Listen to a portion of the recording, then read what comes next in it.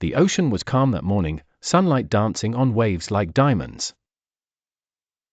A small fishing boat drifted near the coral reef, where a baby girl named Naya giggled at the glittering water. Her father, a marine biologist, smiled as she splashed her tiny hands. He didn't notice the dark shadow gliding below. It was Azure, a massive blue shark, majestic, powerful, and surprisingly gentle. For months, Azure had watched the baby from beneath the waves whenever the boat came by. He didn't know why, only that her laughter felt like sunlight under the sea. When she smiled at the water, he'd circle slowly, keeping the other predators away. But one stormy afternoon, the sea turned violent. Winds howled. Waves rose like walls. The boat overturned.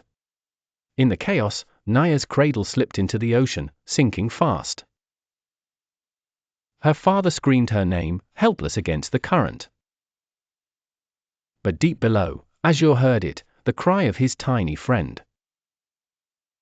With a powerful flick of his tail, the great shark surged upward through the black water. He found her, eyes wide open, bubbles escaping her lips, sinking deeper into the dark. He opened his mouth, not to bite, but to hold her gently cradled between his teeth. He carried her upward, fighting the waves until he broke the surface.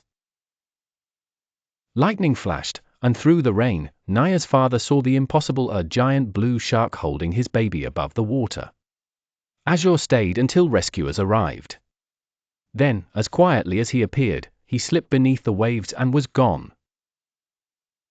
Days later, when Naya recovered, her father brought her back to the ocean. As they stood on the shore, the water shimmered, and far out at sea, a blue fin cut through the waves, slow and graceful.